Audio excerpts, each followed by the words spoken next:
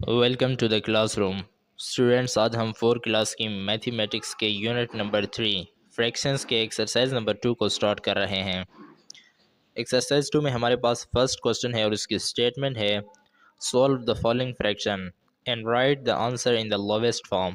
यानी हमें कहा जा रहा है कि नीचे वाले फ्रैक्शंस को आपने सॉल्व करना है और इसका जो आंसर आएगा उसको आपने लोवेस्ट फॉर्म में यानी छोटी फॉर्म में लिखना है।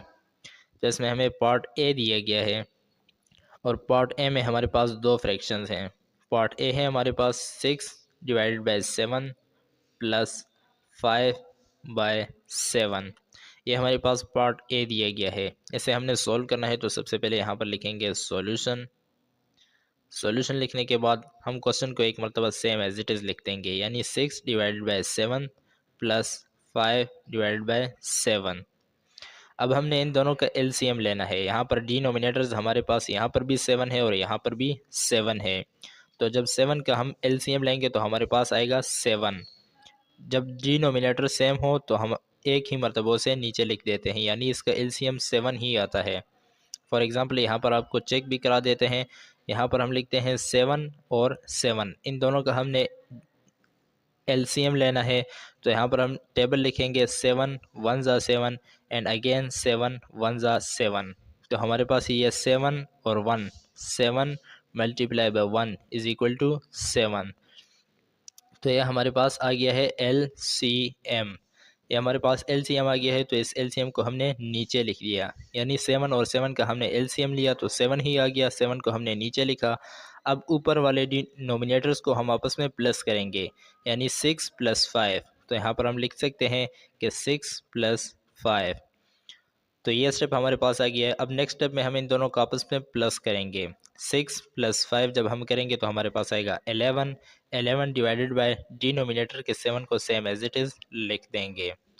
अब हम देखेंगे क्या ये दोनों वैल्यूज़ एक ही टेबल पर डिवाइड हो सकती हैं या नहीं। तो हमें नज़र आ रहा है कि दोनों वैल्यूज़ जो हैं वो एक ही टेबल पर डिवाइड नहीं हो सकती। तो इसलिए यही हमारे पास इसका लोवेस्ट फॉर्म में आंसर आ गया है। इसी क्वेश्चन का हमें पार्ट बी दिया गया है और बी पार्ट में हमारे पास दो फ्रैक्शंस हैं, 11/13 प्लस 11/13। यानी दोनों सेम फ्रैक्शंस हमें दिए गए हैं, इनको भी हमने ऐड करना है। दरमियान में हमें प्लस दिया गया है तो इसका मतलब है दोनों को हमने प्लस करना है। तो सबसे पहले हम यहाँ पर लिख लेते हैं सॉल्यूशन। सॉल्यूशन लिखने के बाद क्वेश्चन को एक मरतबा सेम एज इट इज़ नीचे लिख देंगे। स्टेप वाइज हम क्वेश्चन को सॉल्व करेंगे, तो हमने क्वेश्चन को एक मरतबा सेम एज इट इज़ नीचे लिखा। अब नेक्स्ट स्टेप में हम इन दोनों डिनोमिनेटर्स का एलसीएम लेंगे। यहाँ पर भी 13 है और यहाँ पर भी 13 है, दोनों सेम है। तो जब डिनोमिनेटर सेम हो तो हम इसे एक ही मरतबा नीचे लिख देते हैं। अब ऊपर हमारे पास रह गया है नोमिनेटर्स में 11 + 11, तो हम उसे भी यहाँ पर लिखेंगे 11 + 11। अब नेक्स्ट स्टेप में हम इन दोनों नोमिनेटर्स को प्लस करेंगे तो 11 + 11 हमें पता है कि 22 हो जाता है। 22 डिवाइडेड बाय 13 को सेम एज इट इज़ नीचे लिखेंगे। अब ये दोनों वैल्यूज़ एक ही टेबल पर डिवाइड नहीं हो रही, तो यही हमारे पास आंसर है।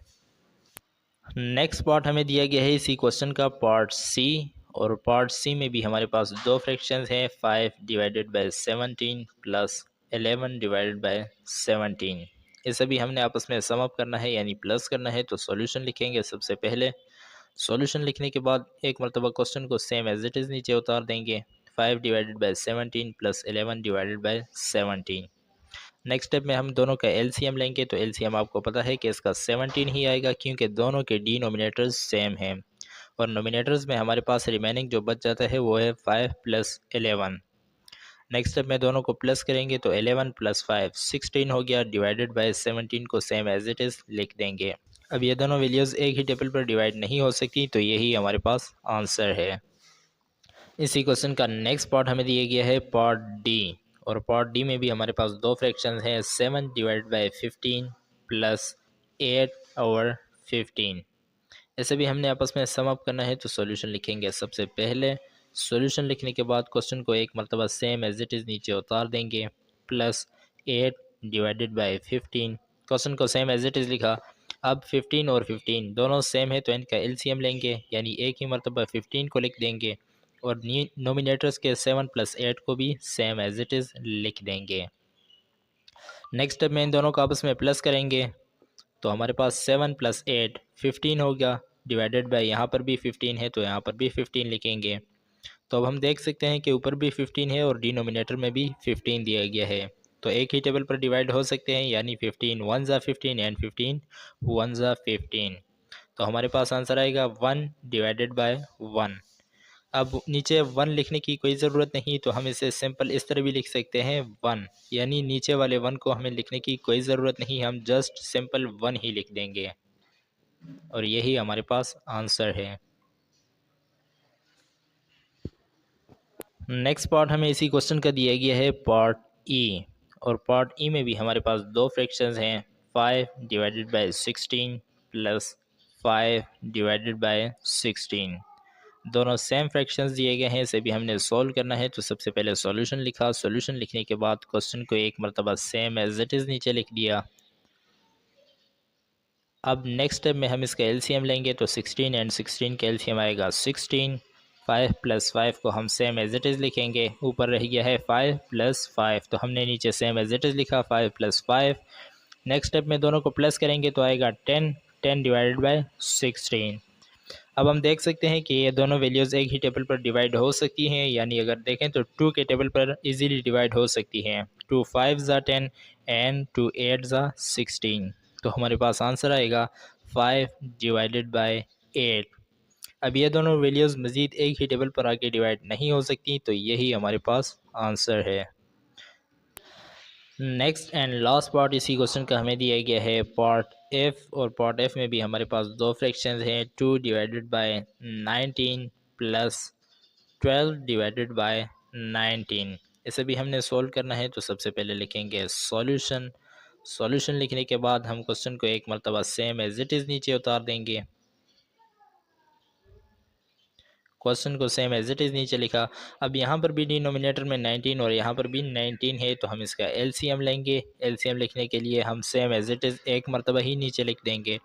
ऊपर रह गया है नोमिनेटर में हमारे पास 2 + 12, तो हम उसे भी लिख देंगे 2 + 12। नेक्स्ट स्टेप में हम इन दोनों को प्लस करेंगे तो हमारे पास आएगा 2 + 12 हो जाएगा 14, तो हमने 14 को लिखा, डिवाइडेड बाय 19 को लिख देंगे। अब नेक्स्ट स्टेप में हम देखेंगे कि क्या दोनों वैल्यूज़ एक ही टेबल पर डिवाइड हो रही हैं या नहीं, तो दोनों डिवाइड नहीं हो सकती एक ही टेबल पर, तो यही हमारे पास आंसर है। इसी एक्सरसाइज का हमें नेक्स्ट क्वेश्चन दिया गया है, क्वेश्चन नंबर 2, और इसकी स्टेटमेंट है subtract the smallest fraction from the greatest fraction. यानी हमें नीचे दो फ्रैक्शंस दिए गए हैं हर एक पार्ट में, और कहा जा रहा है कि इनमें से जो बड़ा वाला फ्रैक्शन है उसमें से आपने छोटे वाले फ्रैक्शन को माइनस करना है, यानी सब्ट्रैक्ट करना है। तो इसमें हमें पार्ट ए दिया गया है, और पार्ट ए में हमारे पास दो फ्रैक्शन है, 2 divide by 3 and second fraction हमारे पास है 3/3। दो फ्रैक्शंस दिए गए हैं, इसमें से सबसे पहले हमने देखना है कि कौन सा फ्रैक्शन बड़ा है और कौन सा छोटा है। तो जब डिनोमिनेटर सेम हो तो फिर हम नोमिनेटर्स में देखते हैं कि कौन सा नोमिनेटर बड़ा है और कौन सा छोटा है। यहाँ पर डिनोमिनेटर में 3 है और यहाँ पर भी 3 है। अब हम नोमिनेटर्स में देखेंगे, यहाँ पर 2 है और यहाँ पर 3 है, मतलब ये वाला फ्रैक्शन बड़ा है, 3/3 फ्रैक्शन बड़ा है। तो सबसे पहले हम यहाँ पर लिखेंगे सॉल्यूशन। सॉल्यूशन लिखने के बाद हम बड़े वाले फ्रैक्शन को, लार्जेस्ट फ्रैक्शन को, ग्रेटेस्ट फ्रैक्शन को ऊपर लिखेंगे, यानी 3/3 को हम पहले लिखेंगे एंड दरमियान में माइनस लिखेंगे।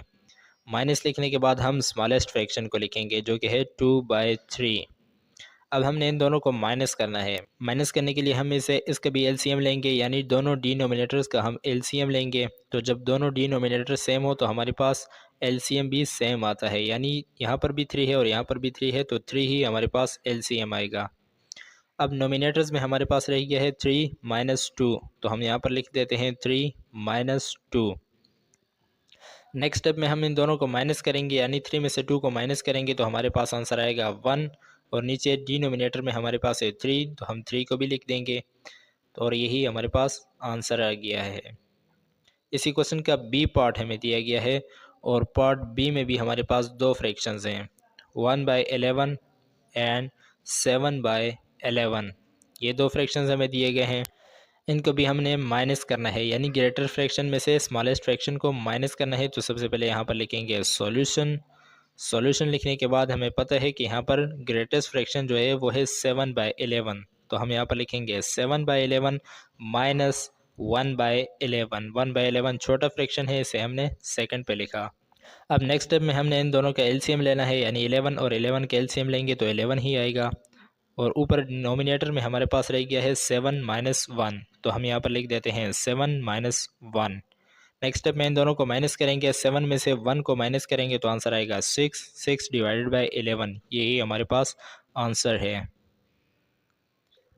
इसी क्वेश्चन का नेक्स्ट पार्ट हमें दिया गया है पार्ट सी, और पार्ट सी में भी दो फ्रैक्शंस है हमारे पास, 11/12 एंड 7/12। ये दो फ्रैक्शंस है, इस पर भी हमें सब्ट्रैक्ट करना है यानी माइनस करना है। तो सबसे पहले यहाँ पर लिखेंगे सॉल्यूशन।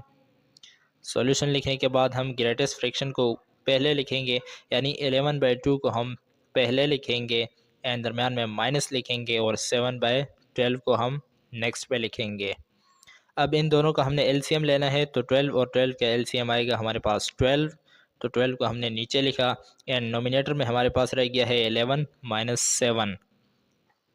नेक्स्ट स्टेप में 11 में से 7 को माइनस करेंगे तो हमारे पास आंसर आएगा 4। 4 डिवाइडेड बाय 12।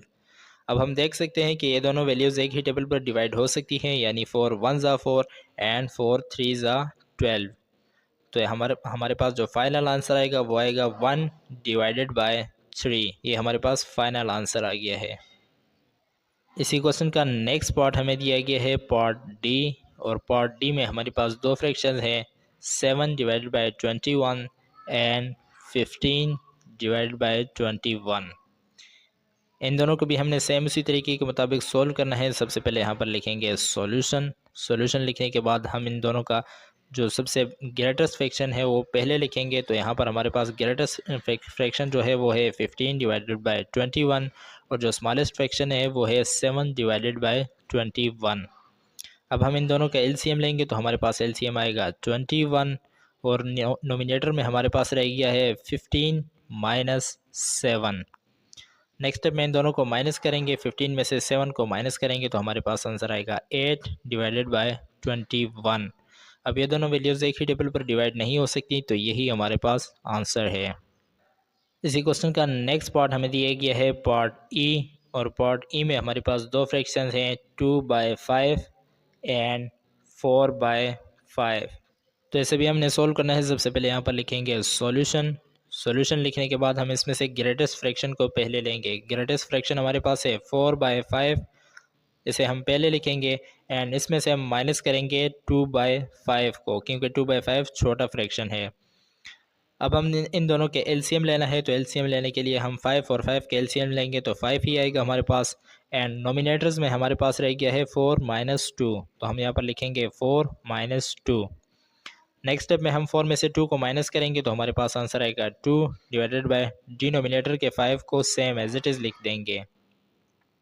तो यही हमारे पास आंसर आ गया है। नेक्स्ट पार्ट हमें दिया गया है इसी क्वेश्चन का पार्ट एफ, और पार्ट एफ में भी हमारे पास दो फ्रैक्शंस हैं, 8 डिवाइडेड बाय 10 और दूसरा फ्रैक्शन है 4 डिवाइडेड बाय 10। इनको भी सेम उसी तरीके के मुताबिक सोल्व करेंगे। सबसे पहले यहाँ पर लिखा सॉल्यूशन। सॉल्यूशन लिखने के बाद हम ग्रेटेस्ट फ्रैक्शन को पहले लिखेंगे। ग्रेटेस्ट फ्रैक्शन हमारे पास है 8 डिवाइडेड बाय 10, और इसमें से हम माइनस करेंगे 4/10 को। अब हम इन दोनों का एलसीएम लेंगे, 10 और 10 इनका एलसीएम लेंगे तो हमारे पास आंसर आएगा 10, और नोमिनेटर में हमारे पास रह गया है 8 माइनस 4। 8 में से हम 4 को माइनस करेंगे तो हमारे पास आंसर आएगा 4 डिवाइडेड बाय 10। अब ये दोनों वैल्यूज़ एक ही टेबल पर डिवाइड हो सकती हैं, यानी 2 2 ज़ा 4 एंड 2 5 ज़ा 10। तो हमारे पास जो फाइनल आंसर आएगा वो हमारे पास होगा 2/5। यही हमारे पास आंसर है। नेक्स्ट पार्ट हमें इसी क्वेश्चन का दिया गया है पार्ट जी, और पार्ट जी में हमारे पास दो फ्रैक्शंस हैं, 2/13 एंड 1/13। इसे भी हमने सेम उसी तरीके के मुताबिक सोल्व करना है। सबसे पहले लिखेंगे सॉल्यूशन। सॉल्यूशन लिखने के बाद हम ग्रेटेस्ट फ्रैक्शन यानी 2/13 को पहले लिखेंगे, और इसमें से हम माइनस करेंगे 1/13 को। तो अब हम इन दोनों के एलसीएम लेंगे। एलसीएम में हमारे पास 13 का जब हम एलसीएम लेंगे तो 13 ही आएगा, और नोमिनेटर में हमारे पास रह गया है 2 माइनस 1। नेक्स्ट स्टेप में 2 में से हम 1 को माइनस करेंगे तो हमारे पास आंसर आएगा 1 और डिनोमिनेटर के इस 13 को हम सेम एज इट इज़ लिख देंगे और यही हमारे पास आंसर है। नेक्स्ट एंड लास्ट पार्ट इसी क्वेश्चन का हमें दिया गया है पार्ट एच, और पार्ट एच में भी हमारे पास दो फ्रैक्शंस हैं 5 डिवाइडेड बाई 15 और सेकंड हमारे पास है 3 बाय 15। इसे भी हमने सब्ट्रैक्ट करना है तो सबसे पहले यहाँ पर लिखेंगे सॉल्यूशन। सॉल्यूशन लिखने के बाद हम ग्रेटेस्ट फ्रैक्शन यानी 5 डिवाइडेड बाई 15 को पहले लिखेंगे और इसमें से हम माइनस करेंगे 3 बाई 15 को। अब हम 15 और 15 का एलसीएम लेंगे तो हमारे पास आंसर आएगा 15 और 5 में से 3 को माइनस करेंगे तो हम यहाँ पर लिखेंगे 5 में से 3 को माइनस किया। नेक्स्ट स्टेप में जब हम 5 में से 3 को माइनस करेंगे तो आंसर आएगा 2 बाई 15। ये हमारे पास आंसर है। इसी एक्सरसाइज का नेक्स्ट क्वेश्चन हमें दिया गया है क्वेश्चन नंबर 3 और इसकी स्टेटमेंट है painters paint 7 by 13 part of wall in first day and 3 by 13 on the second day। Part A हमें दिया गया है how much wall does he paint in 2 days। यानी कहा जा रहा है कि कुछ पेंटर्स थे और उन्होंने एक वॉल को पेंट किया। तो फर्स्ट डे यानी पहले दिन उन्होंने जब काम किया तो 7 बाई 13 जो उसका पार्ट था वो उन्होंने पेंट कर दिया और दूसरे दिन उन्होंने 3 बाई 13 जो पार्ट था वॉल का वो उन्होंने पेंट कर दिया। अब हमसे पार्ट ए में पूछ रहा है कि उन्होंने 2 दिनों में कितना काम किया यानी कितने वॉल को उन्होंने पेंट कर दिया। तो सबसे पहले हम इसका यहाँ पर सॉल्यूशन लिखेंगे। सॉल्यूशन लिखने के बाद हम क्वेश्चन में से डेटा को लेंगे तो हम यहाँ पर लिखेंगे फर्स्ट डे वॉल पेंटेड यानी पहले दिन उन्होंने कितना वॉल को पेंट किया तो वो था हमारे पास 7 बाई 13। इतने वॉल को उन्होंने पहले दिन पेंट किया था। एंड यहाँ पर हम लिखेंगे second day wall painted. Second day में उन्होंने कितना पेंट किया था 3 बाई 13।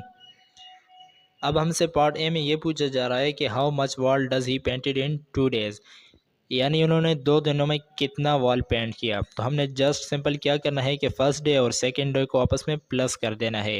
यानी हमने करना ये है कि 7 डिवाइडेड बाई 13 प्लस 3 बाई 13 ये कर देना है। यानी इसको इस वाले फ्रैक्शन को और सेकंड वाले फ्रैक्शन को आपस में प्लस कर देना है। तो अब हम इसे प्लस कैसे करेंगे 13 और 13 का एलसीएम लेंगे तो हमारे पास आंसर आएगा 13 और यहाँ पर ऊपर हमारे पास रह गया है 7 प्लस 3। अब नेक्स्ट स्टेप में हम 7 प्लस 3 को करेंगे यानी 7 में 3 को प्लस करेंगे तो आंसर आएगा 10। तो यहाँ पर हम लिखेंगे 10 बाय 13 यानी 2 दिनों में उन्होंने इतने वॉल को पेंट किया। हम यहाँ पर इसे लिख भी सकते हैं total wall painted. Total wall उन्होंने जो पेंट किया वो था 10 बाई 13 और यही हमारे पास पार्ट ए का आंसर है। अब हमने पार्ट बी को सोल्व करना है और पार्ट बी में हमसे पूछा जा रहा है कि on which day does he paint more यानी उन्होंने कौन से दिन में ज़्यादा पेंट किया। तो हमारे पास दो फ्रैक्शंस हैं, एक हमारे पास है 7 बाई 13 और दूसरा हमारे पास है 3 बाई 13। तो यहाँ पर हम देख सकते हैं कि 13 और 13 दोनों सेम हैं, इक्वल हैं। अब हम इनको कंपेयर करेंगे 7 और 3 को, तो इसमें 7 बड़ा नंबर है, बिगेस्ट नंबर है और 3 छोटा नंबर है। तो इसके दरमियान हम ग्रेटर देन का साइन लिख सकते हैं यानी 7 बाई 13 ग्रेटर है, बड़ी वैल्यू है 3 बाई 13 से। तो इसका मतलब ये हुआ कि 7 बाई 13 बड़ी वैल्यू है तो यहाँ इसमें ज़्यादा पेंट हुआ है। 7 बाई 13 उन्होंने पहले दिन पेंट किया था तो इसका मतलब ये है कि हम यहाँ पर लिख सकते हैं on first day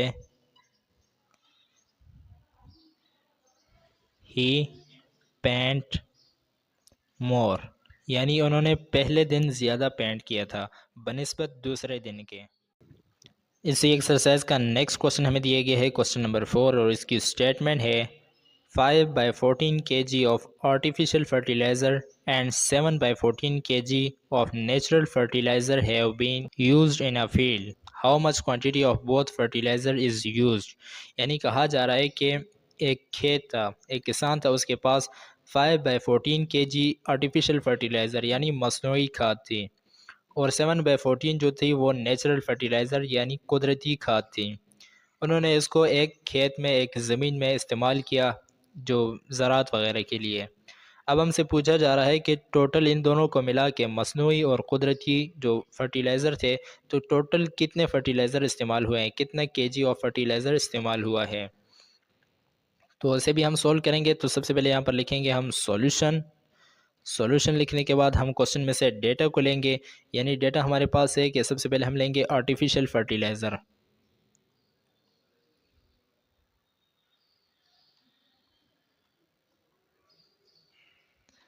artificial fertiliser हमारे पास कितना के आर्टिफिशियल फर्टिलाइज़र हमारे पास है 5/14 kg।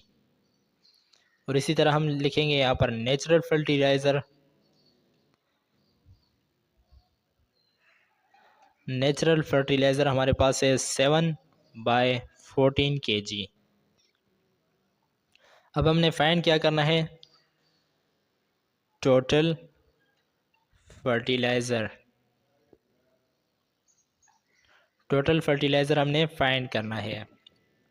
तो इसके लिए हमने क्या करना है, जस्ट सिंपल इन दोनों को आपस में प्लस कर देना है। यानी हम करेंगे ये कि 5/14 प्लस 7/14, इन दोनों को जस्ट आपस में प्लस करेंगे। तो 14 और 14 का जब हम एलसीएम लेंगे तो हमारे पास आंसर आएगा 14, क्योंकि दोनों सेम है और सेम का एलसीएम एक ही आता है। अब नोमिनेटर में हमारे पास रह गया है 5 + 7, तो हम यहाँ पर लिख देंगे 5 + 7। अब 5 में से 7 को प्लस करेंगे तो हमारे पास आंसर आएगा 12। तो यहाँ पर हम लिख सकते हैं 12/14।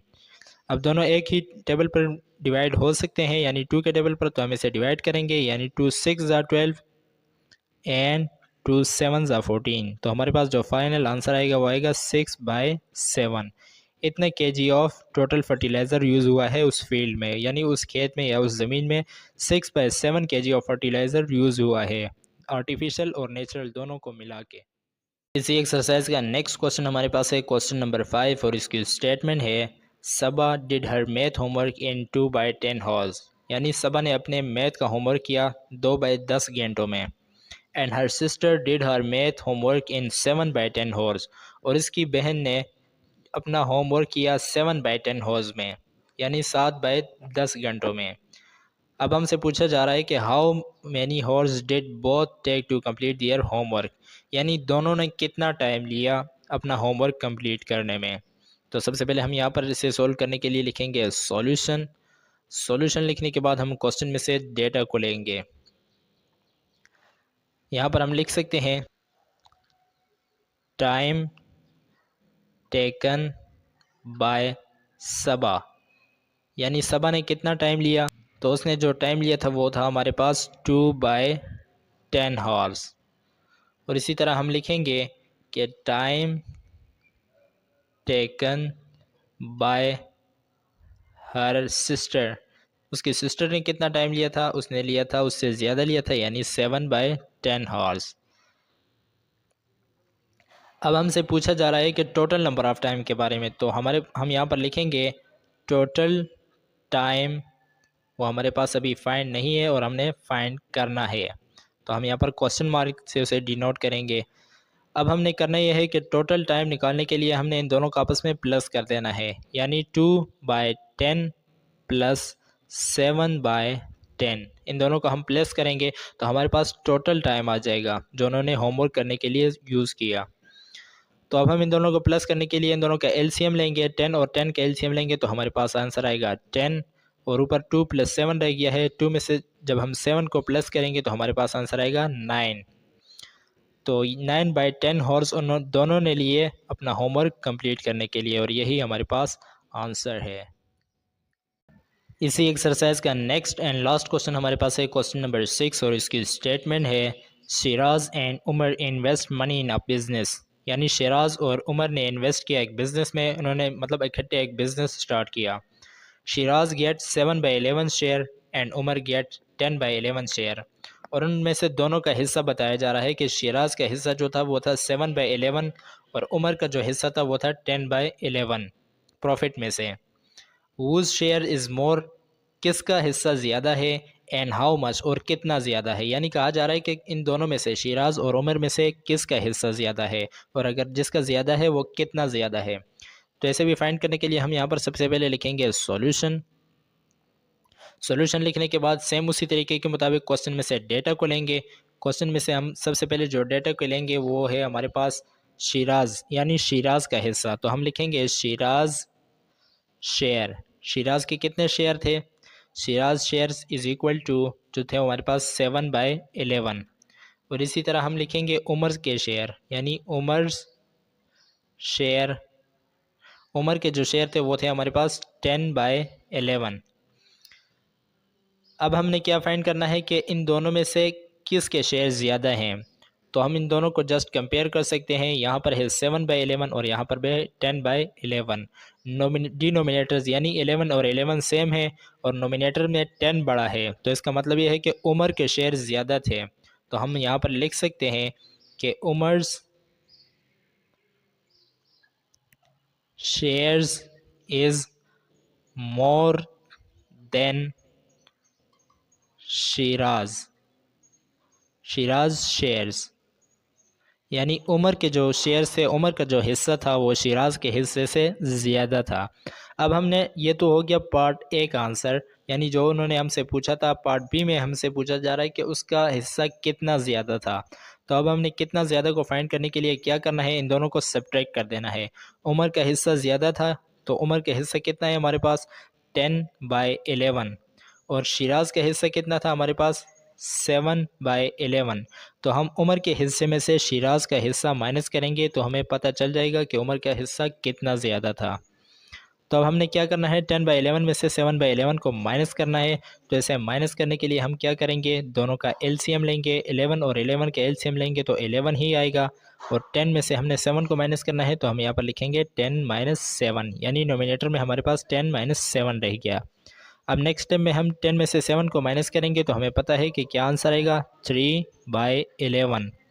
ये हमारे पास आंसर आ गया है। इसका मतलब ये है कि शिराज का जो हिस्सा था वो उमर के हिस्से से इतना कम था, यानी 3/11 कम था, और उमर का हिस्सा इतना ज़्यादा था, और यही हमारे पास आंसर है।